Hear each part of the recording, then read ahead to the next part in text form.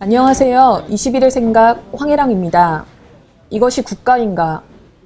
온 국민이 텔레비전 화면으로 지켜보는 가운데 대형 여객선 세월호가 허망하게 침몰했습니다. 해운회사는 짙은 안개 속에 추락만 강행했을 뿐 안전교육도 시키지 않았습니다. 선장과 선원들은 승객들에게는 가만히 있으라고 얘기하고 제일 먼저 구조됐습니다. 해경은 소극적인 구조활동만 펴다가 수백 명을 눈앞에서 구조할 기회를 놓쳐버렸습니다. 정부와 언론은 우왕좌왕하다가 숫자 계산도 제대로 하지 못합니다. 과연 대한민국 사회에 시스템이란 게, 매뉴얼이란 게 있기는 한 걸까요? 절망스럽고 참담한 심정입니다. 이번 주 한겨레 21은 표지기사를 통해 이것이 국가인가? 라는 제목으로 세월호 침몰 사건을 심층적으로 다뤘습니다. 세월호 진도 침몰 사고가 일어난 현장을 다녀온 이문영 기자와 서울에서 사고 원인에 대해서 취재한 박현정 기자를 이 자리에 모시고 자세한 얘기 들어보도록 하겠습니다. 안녕하세요. 이문영 기자가 진도 현장을 직접 다녀오셨죠? 네. 그곳 분위기는 어땠습니까? 사고 발생 이후에 그 실종자 가족들은 정부와 해경, 그다음에 구조 작업을 하고 있는 그 당사자들한테 대한 어떤 불신이 굉장히 컸는데요. 이것을 이제 우리가 그 실종자 가족이라는 걸 가정해서 그 상황을 지켜보면 아마 이해하기가 쉬울 것 같습니다. 가족들은 그러니까 진도 현장에 가기 전까지 굉장히 격앙된 상황이었는데요. 지금 많이 보도됐습니다만은 침몰한 배 안에서 움직이지 말라는 방송이 계속 흘러나왔지 않습니까? 거기다가 배 안에서 그 승객들의 생존을 책임져야 될 선장과 승무원들이 승객들을 버리고 탈출을 한 상황이었기 때문에 일단 진도 현장을 갈 때부터 굉장히 이제 격앙이 된 상황이었는데, 사고 현장에 도착했을 때 가장 일반적으로 하게 되는 상황이라고 한다면 내 가족이 살아있는지에 대한 확인을 먼저 하게 될 겁니다. 그래서 가장 먼저 가게 되는 것이 진도 실내체육관 앞에 있는 구조자 명단을 보게 될 텐데요. 이 구조자 명단만 하더라도 16일 오전 사고 당시에 직후에 전원 구조됐다는 일단 오보가 한번 있었죠. 그 이후에 실종자 수가 급격하게 왔다 갔다 하는 경우들을 이제 실종자 가족이 겪게 되고요. 구조자 명단에는 있는데 행방을 알 수 없는 경우도 발생을 하고, 또 그분 아버지 같은 경우는 뭐 하수구까지, 진도 하수구까지 다 뒤졌는데 딸을 못 찾았다 이렇게 얘기하셨던데, 또 나중에는 탑승자 명단에는 없는데 사망자가 발생한지 이런 경우들도 발생을 했으니까요. 그 다음에 가족이 그럼 그 다음 순서에 하게 되는 것은 당연히 제대로 구조가 되고 있는지, 해경이라든가 아니면 정부 관계자들이 그 부분에 정확한 정보를 줘야 됩니다. 하지만 이제 사고 3일째 되는 금요일 날 오후에 박근혜 대통령이 현장을 방문해서 지시를 하기 전까지 어느 누구도 정확한 정보를 설명해 주지 않았습니다. 어제 같은 경우도 보니까 정홍원 국무총리가 가족들 앞에 섰음에도 불구하고 제대로 된 이야기를 하지 못했기 때문에 가족들이 분노해서 결국은 진도대교까지 걸어가지 않았나 이런 생각이 들던데, 아무래도 가장 궁금한 대목 가운데 하나는 도대체 왜 이런 어처구니 없는 사고가 발생했는지, 사고 원인에 대한 부분이 아닐까 싶어요. 그러니까 사실은 이제 언론에서는 이런 사고가 나면은 원인 규명을 먼저 해야 한다는 이제 압박감이 있는데요. 실은 제가 원인이 이렇다 저렇다 얘기 드리기가 굉장히 좀 조심스럽습니다. 왜냐하면 아직 선체 인양이 되지 않았기 때문에 선체에 파손이 있었는지 부분이 확인이 되지 않았고요. 사고 시점에 대해서도 논란의 여지가 있습니다. 뭐 일부 사고 초기 보도를 보면 이미 사고 나기 1시간 전쯤에 서 있었다라는 증언도 있어서 여러 가지 것들을 감안해서 이제 얘기를 들어주셨으면 좋겠고요. 저희가 이제 사고 내용, 그러니까 사고 원인을 추측할 수 있는 자료는, 현재 나와 있는 자료는 해양수산부가 내놓은 세월호의 항적 자료인데요. 이게 이제 세월호에서 신호를 쏴주면 실시간으로 받아서 선박이 어디 있는지를 확인하는 자료입니다. 그걸 통해서 이제 얘가 어디로 향하는지를 알 수 있는 거죠. 자료를 보다 보면은 8시 48분, 그러니까 구조 신고가 있기 직전이었죠. 그때 이제 뱃머리가 이렇게 4시 방향으로 향하다가 다시 8시 방향, 그 다음에 다시 북쪽으로 틉니다. 이렇게 삼각형을 그리면서 갔는데요.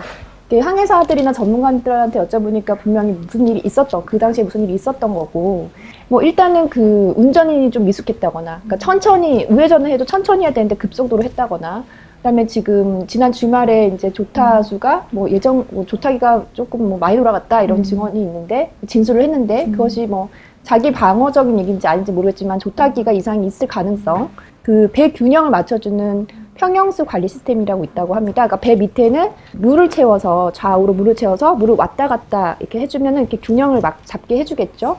그 관리 시스템이 문제가 있었다거나 화물을 많이 실기 위해서 뭐 평형수를 좀 뺀 거 아니냐 이런 얘기도 있더라고요. 그런 추측도 나오고 있어요. 이번에 그 조금 안개 문제 때문에 늦게 출항을 했는데 속도를 평소보다 빠르게 갔기 때문에 평형수가 그러니까 그러니까 평상시보다 적게 적재된 게 아닌가라는 추측도 있고요.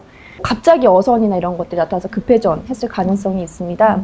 일단은 그 마지막 부분 어선이나 장애물을 좀 실제로 그 당시에 있었는지 확인하기 위해서 해수부 쪽에 다 연락을 해서 물어봤어요. 그랬더니 AIS 상에서는, 그러니까 해수부가 파악할 수 있는 자료상에서는 그런 건 없었다고 합니다. 그런데 이제 이런 장치가 설치되어 있는 게 모든 배가 아니라는 거죠. 뭐 작은 어선이나 군함 같은 경우에 이런 것들이 설치되어 있지 않기 때문에 정확한 거는 이제 해경 쪽에 문의를 하라고 이렇게 다시 넘기더라고요. 그래서 이제 아마 그 일설에는 뭐 군함에 충돌했다거나 이런 설도 나오는데 일단 그에 대해서 국방부는 바로 어저께 그런 부분은 사실이 아니다. 그 수심이 얕기 때문에 그러니까 뭐 잠수함이 활동할 수 없었다. 이런 해명을 일단 내놓은 상태고요. 지금 가장 가능성이 많은 얘기로 대두되는 것이 화물이 제대로 이렇게 결박되지 않고 느슨하게 묶여 있다가 배가 급회전하면서 풀어지면서 급격하게 한쪽으로 쏠리게 되면 배가 다시 균형을 회복할 수 있는 복원력을 그러니까 발휘하기가 쉽지 않았을 것이다. 이런 얘기가 있고 제주와 인천과는 이제 거리가 짧으니까 화물을 좀 제대로 결박하지 않는다라는 이제 그 업계 관계자들의 얘기도 있고 실제로 청해진 해운에서 사고 전에 밝혔던 화물 양하고 사고 후에 밝혔던 화물 양도 크게 차이가 있는 걸로 봐서 뭐 여러 가지 그 안전상의 미흡한 절차들이 있었기 때문에 이런 결과가 나온 것 같습니다. 이문영 기자가 실제 실종자 가족들이랑 같이 배를 타고 구조 현장까지 직접 다녀오셨죠? 어땠습니까?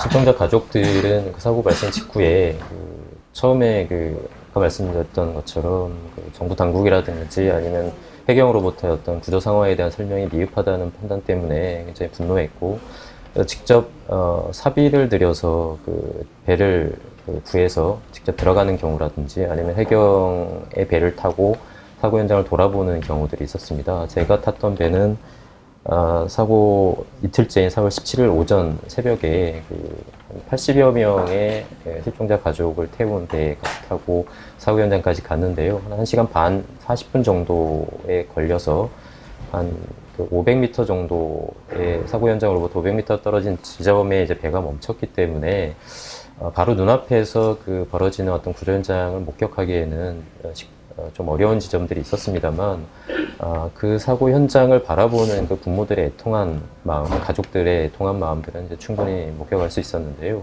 배에 타자마자 어떤 그 파도의 떨림을 느낄 때부터 계속 이제 오해를 했고 특히 나중에 배가 더 이상 그 구조의 어떤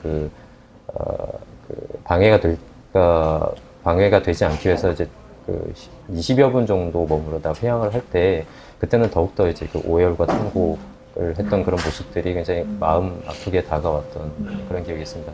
실종자 가족들은 그 배 위에서도 굉장히 정부 당국과 해경, 구조자 당국들에도 굉장히 분노를 표시를 했는데요. 그 이유들이 구조 과정에서 구조가 신속하게 이루어지지 못했다는 그 판단들을 실종자 가족들은 하고 있습니다. 3일째 되는 지점까지 선내 진입조차 사실은 하기 힘들었죠. 근데 이 부분은 사실 좀 말하기 굉장히 조심스러운 부분들이 있는데 실제로 사고 해역은 맹골수도라고 일컬어질 것만큼 굉장히 유속이 빠르다고 지금 알려져 있고 실제로 그 근처에서 느꼈던 그 파도의 파고도 그렇게 조금 유속이나 이런 것들을 좀 느낄 수 있었는데요. 어쨌든 간에 이제 가족들 입장에서는 시간이 1분 1초 계속 가고 있는 그 시간 자체가 굉장히 답답하고 고통스러웠던 게 사실이고 주말에 돼서야 이제 그러니까 3일째 되는 18일 오후에 돼서야 이제 실제로 구조자들이 선내에 진입하는 상황이 됐는데 그때까지 그분들 가족들이 가지고 있었던 그 고통함과 참담함은 사실 이루 말할 수 없었던 그런 상황이고요. 정확하지 않은 정보들도 분노를 굉장히 자극했던 그런 측면들이 있습니다. 선체 진입에 성공했다는 중앙재난안전대책본부의 발표가 오전에 있었다가 바로 또 해경 당국이 그걸 이제 오보라고 수정을 하게 되지 않습니까?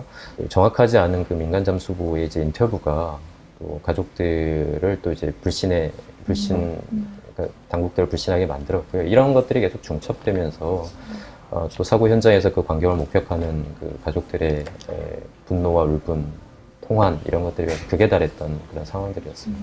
주변에 헬기도 다 떠 있었고 구조할 수 있는 함정도 같이 구조선도 같이 나가 있었음에도 불구하고 골든타임이라고 불리는 그 93분의 시간 동안 해경은 뭘 했는가 이런 의문이 들더라고요. 대부분 이제 독자분들이 어저께 발표했던 진도 VTS의 교신 내용을 보셨을 거라고 생각을 하는데요. 저희가 그렇게 상황을 모르기 때문에 저희 한장님께서 최종적으로 판단을 하셔갖고 현장에 퇴직시키지 결정을 해주시죠. 그렇게 하시고 저도 탈출하면 바로 고소를 이제 세월호에서는 지금 탈출하면 구조가 가능하겠냐고 묻고 있고 해경은 현장 상황을 모르니 선장이 알아서 판단하라 이렇게 얘기를 하고 있습니다. 그러니까 지금 세월호 쪽도 그렇고 해경 쪽도 그렇고 아무도 명확한 탈출 지시를 내리지 않는 모습을 보이고 있는데요.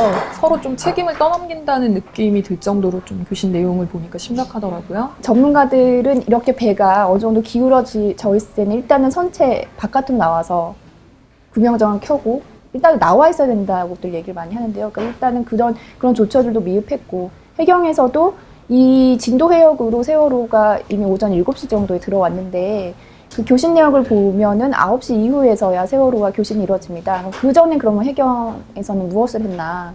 실시간으로 이 배를 모니터링하고 있었나라는 의구심이 들 수밖에 없죠. 나머지 그 기관사를 비롯한 선원들 같은 경우에 모여있는 공간이 따로 있다면서요? 거기에 이렇게 모여있다가 구조선이 도착했을 때 일사불란하게 탈출했던 걸로 나오는데, 그래서 일부 언론에서는 이게 선장과 선원의 과실로 좀 몰아가는 듯한 분위기도 있어요. 그 선장이란 지위는 굉장히 특수하다고 합니다. 예를 들어서 선장 내에 반란이 일어났을 경우에 직결 처분을 가질 수 있는 배의 어떤 막강한 책임자인데요. 그렇기 때문에 선장이 승객을 놔두고 먼저 선박을 떠나서는 안 된다는 게 선원법에 명시가 되어 있습니다. 일단은 아주 기초적인 단계부터 제대로 되지 않았고요. 구명정이 안전 점검을 통과했음에도 불구하고 전혀 이제 제 기능을 발휘하지 못했는데 저희도 이제 그래서 궁금해서 매뉴얼이 없는 것인가 취재를 해봤지만 매뉴얼이 있었어요. 근데 그 매뉴얼이 과연 실제 현장, 실제 사고 현장에서 지켜지는가는 별개의 문제인 것 같습니다. 그러니까 훈련이 제대로 이루어지지 않았던 걸로 보이고 지난 주말에도 일부 승무원들은 구명정을 킬지도 몰랐다 이런 이제 진술이 나오는 걸로 봐서는 실제 사고에 대비한 훈련이 거의 없었던 걸로 보입니다. 정부한테 책임을 물을 수 있는 부분은 어떤 대목에서 정부 책임을 물을 수 있을까요? 안전관리를 제대로 했는지 여부를 점검하는 거는 기업의 책임이 있겠지만 결국 그거를 감독 관리하는 것은 정부의 책임이죠. 그러니까 특히나 이제 여객선 같은 경우에 그 승선한 이후에 실제로 구조 방법이라든가 여러 가지 탈출 경로나 이런 교육을 해야 된다고 지침에 나와 있습니다. 이런 지침들이 전혀 현실에서는 실현되지 않았던, 그러니까 평소에 정부가 어느 정도 관리 감독을 했는지를 알 수 있는 대목이라고 할 수 있고요. 사고가 어떤 내용인지 파악하기도 전에 일단은 부모들한테 다 구조됐다고 하는 이런 어처구니 없는 문자를 발송한 부분, 또 분명히 어떤 정보를 취합하고 총체적으로 중앙에서 관리할 능력의 부재를 보여준 것이라고 봅니다. 박근혜 정부 들어서 안전행정부를 중심으로 이런 이제 재난 대책이 컨트롤 타워가 안전행정부 위주로 짜여졌는데 이름도 행안부에서 행정안전부에서 안행부로 바꿨죠. 그렇죠. 네. 이게 처음에 중앙재난안전대책본부가 현장이 아니라 서울에 설치가 됐고요. 이제 여론이 거세지니까 각 부처마다 각각 이렇게 무슨 대책본부들을 마련하는 모습을 볼 수 있었고, 근데 이러한 정책에 대해서 이미 이제 입법조사처가 안행부 장관이 또 다른 부처 장관을 지휘할 수 있겠느냐라는 지적도 있었습니다. 그리고 이제 현장에서는 계속 나온 얘기들이 민간 잠수부하고 해경하고 이렇게 어떤 협업 관계가 전혀 잘 되지 않는다. 이런 사고가 사실은 이미 지난 20년 전에도 비슷한 사고가 있었는데 그런 것들이 지금 전혀 개선되지 않았던 거죠. 지금 말씀하신 이런 혼란 상황에는 언론의 잘못도 굉장히 있었던 것 같고, 이 대목에서는 저희 한겨레도 반성해야 될 대목이 있는 것 같은데, 이런 언론 보도의 행태는 왜 자꾸 발생하게 되는 건지 이무영 기자가 좀 설명 부탁드립니다. 그 현장에서 취재를 하는 저 역시 굉장히 이제 자괴감이 많이 컸습니다. 그러니까 저희는 또 이제 저희 본업이기 때문에 언론의 역할이라고 생각해서 이제 취재를 하긴 하지만 또 그것과 좀 전에 말씀하셨던 어떤 속보 경쟁이라든가 이 경계선이 굉장히 불분명해서 저희로서도 저 역시도 굉장히 이제 혼란스러웠던 측면들이 있는데요. 그러니까 과연 이런 취재 경쟁이라는 것들이 생존자 구조에 얼만큼 도움이 될 수 있을지에 대한 어떤 그 의문도 스스로에게 자문해보는 그런 시간이 되기도 했습니다. 4월 16일 오전에 그 대부분의 언론이 이제 전원 구조 소식을 전했죠. 그러니까 그 가족들이 이제 언론을 불신하게 되는 몇 단계가 있었던 것 같은데 그 중에 첫 번째부터 처음부터 이런 그 정확하지 않은 정보로 가족들을 혼란에 빠뜨렸던 측면들이 있고 카메라가 집단적으로 이제 몰리게 된다거나 취재 기자들이 어떤 상황에 대해서 그 길을 막는 오히려 이런 경우가 생기면서 가족들이 오히려 이제 현장이나 어떤 정보에 접근하는 것들이 오히려 힘들어지는 그런 경우들도 있었습니다. 그러니까 한국기자협회 같은 경우는 기자들한테 급히 이제 타전을 하면서 이런 부분에 대한 그 주의를 기울여야 된다고 지금 말을 하고 있고요. 대표적인 내용이 어떤 네. 건가요? 취재구도 좀 치게. 신속함보다는 정확함을 기준으로 해야 된다라고 한다거나 아니면 피해 관련 통계가 지금 들쭉날쭉하는데 이런 부분에 대해서는 재난구조기관의 공식 발표를 반드시 따라야 된다라는 측면들이요. 또 어쨌든 이제 그 피해자 가족들에 대한 그 지나친 인터뷰들 때문에 상처를 계속 덧나게 하는 경우들이 있는데 현장에서 취재한 인터뷰는 왜 신중해야 된다라든가 하는 이런 이제 10가지 정도의 이제 가이드라인을 긴급하게 우선 제시를 했습니다. 이번 참사를 계기로 저희 언론인들 역시도 다시 한번 자성하고 어떤 방식이 제대로 된 보도인가에 대한 그 자문을 해야 되는 시기라고 생각합니다.